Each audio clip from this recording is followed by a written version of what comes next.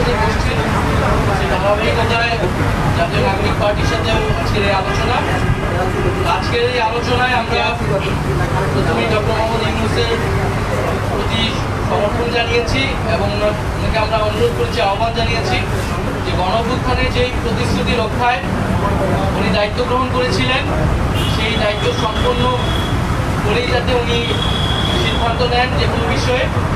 আমাদের আলোচনায় যেই বিষয়গুলো গুরুত্ব পেয়েছে, আমরা বলেছি যে আওয়ামী লীগ নিষিদ্ধের আন্দোলনে জুলাই ঘোষণাপত্র বাস্তবায়নের একটি দাবি ছিল এবং সরকারের পক্ষ থেকে 30 দিন আমাদেরকে বলা হয়েছিল 30 কার্যদিবস অনুষ্ঠিত হবে।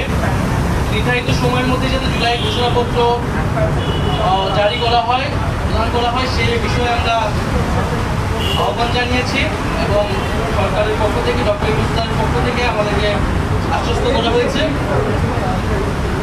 দ্বিতীয়ত, আমরা জুলাই গণঅভ্যুত্থানে শহীদ হয়েছেন, শহীদ পরিবার এবং আহত যারা রয়েছেন তাদের যে পুনর্বাসন প্রক্রিয়াটা, সেই প্রক্রিয়ায় কাজটা ধীরগতিতে আগাচ্ছে। সঞ্চয়পত্র গণঅভ্যুত্থান অধিদপ্তর থেকে যে সঞ্চয়পত্র দেওয়ার কথা ছিল সেটি এখনও সকল শহীদ পরিবার পায়নি। মাসিক ভাতা দেওয়ার কথা ছিল, সেই ভাতা দেওয়াটি এখনও শুরু হয়নি। আমরা বলেছি যাতে দ্রুত সময়ের মধ্যেই প্রতিশ্রুতিগত সকল যে দাবি, আর্থিক সহায়তা সহ পুনর্বাসনে সেই বিষয়টি যাতে নিশ্চিত করা হয়। দ্বিতীয়ত, শেখ হাসিনার আমলে হওয়া জাতীয় এবং স্থানীয় পর্যায়ে সকল নির্বাচনকে আমরা আনুষ্ঠানিকভাবে অবৈধ ঘোষণা করতে বলেছি।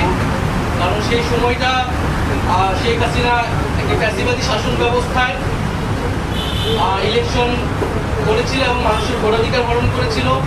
রাতের ভোট হয়েছে, দামি নির্বাচনের ভোট, দামি প্রার্থীর ভোট হয়েছে। ফলে সেই নির্বাচনগুলো নিয়ে প্রশ্ন রয়েছে এবং এই নির্বাচনগুলোকে সেই সময়ের বিরোধী রাজনৈতিক দলগুলো বিভিন্ন সময় প্রত্যাখ্যান করেছে। আমরা মনে করি যে সেই নির্বাচনগুলো থেকে আবার সেই নির্বাচনগুলোকে আবার আদালতে নিয়ে যে এক ধরনের তৈরি করা হচ্ছে, সেই বিশৃঙ্খলা এড়াতে সেই পূর্বের নির্বাচনগুলোকে আইনগতভাবেই অবৈধ ঘোষণা যাতে করা হয়। আমরা চতুর্থত বলেছি যে ইলেকশন কমিশন, যে ইলেকশন কমিশনের উপর আস্থা রাখতে পারছি না রাজনৈতিক দল, সেই ইলেকশন কমিশন পুনর্গঠন করে যাতে স্থানীয় সরকার নির্বাচনের দ্রুত আয়োজন করা হয়। এর ফলে নাগরিক সেবা যে দুর্ভোগটি হচ্ছে, নাগরিক সেবা পাচ্ছে না জনগণ, সেটি নিশ্চিত করা সম্ভব হবে।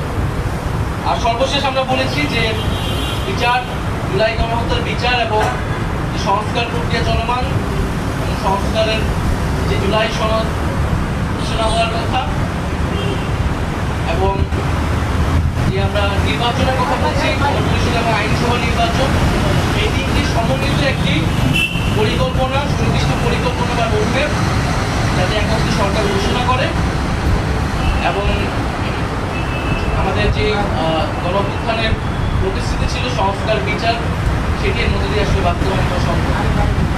জুলাই মাসের মধ্যেই জুলাই সনদ আসতে পারে, আসবে, এরকমটা আশ্বস্ত আমাদেরকে করা হয়েছে।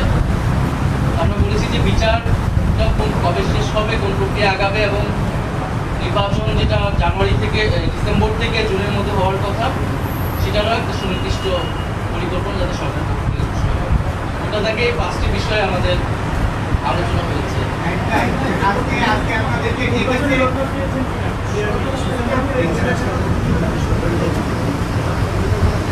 আমরা একই সাথে সমন্বিতভাবে 3টা বিষয়ের একত্রে একটা রোডম্যাপ চেয়েছি, যেখানে জুলাই গণহত্যার বিচার, সংস্কার বা জুলাই সনদ এবং আমরা যে গণপরিষদ এবং আইনসভা নির্বাচন যাচ্ছি সেটি সমন্বিত একটা।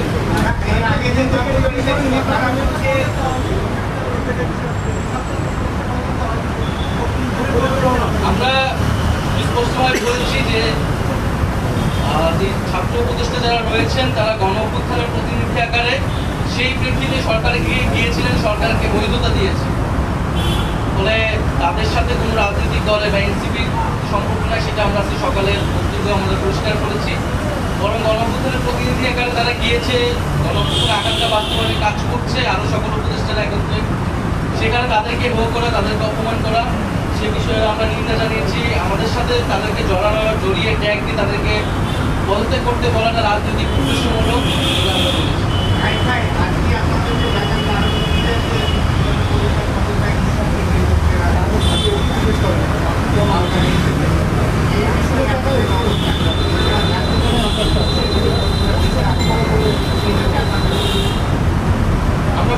যে উনি যাতে দায়িত্বে থাকেন, দায়িত্ব থেকে রাজনৈতিকভাবে আলোচনার মাধ্যমে সকল পক্ষের সকল সমস্যার সমাধান করেন। কোনো রাজনৈতিক দল নয়, বরং জনগণ এবং যে গণ-অভ্যুত্থানকারী ছাত্র জনতা তাদের আহ্বানে তিনি দায়িত্বে এসেছেন, তাদের আকাঙ্ক্ষা বাস্তবায়নের জন্যই তিনি আসলে কমিটেড। কোনো রাজনৈতিক দলের প্রতি কমিটেড নয়। এই বিষয়টা যাতে উনি বিবেচনা করেন যে কোনো সিদ্ধান্তের ক্ষেত্রে। আপনারা যে তিনটা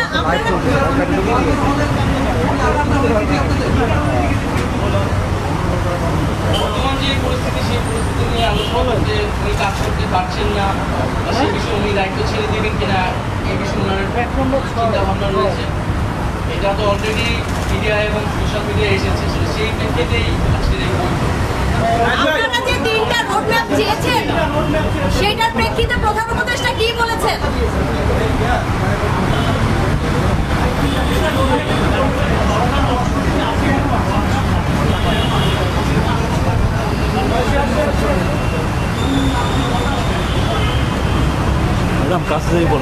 সরকার বা ডক্টর ইউনূস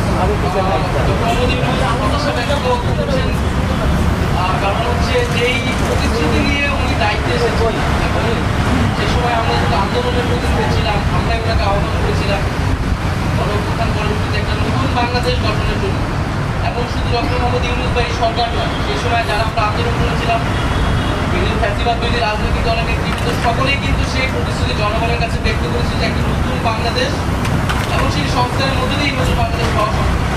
সেই নতুন বাংলাদেশের প্রতিশ্রুতি থেকে কোনো কোনো পক্ষ সরে আসছে বলে ডক্টর মোহাম্মদ ইউনূসের মনে হচ্ছে এবং ওনাকে চাপ প্রয়োগ করে বিভিন্ন দাবি আদায়ের চেষ্টা চলছে। এর ফলে আসলে এইভাবে ওনার পক্ষে কাজ করা সম্ভব নয় এবং সংস্কার বা পরিবর্তন আনা সম্ভব নয়। তো সেই জায়গাতে উনি হতাশা ব্যক্ত করেছেন। আমাদের জায়গা থেকে আমরা বলেছি যে রাজনৈতিক দল নয়, উনি যাতে জনগণের প্রতি, গণ-অভ্যুত্থানকারী ছাত্র জনতার প্রতি কমিটেড হন এবং সেই জায়গায় কাজ করতে উনি ওনার দৃঢ়তা ব্যক্ত করেন।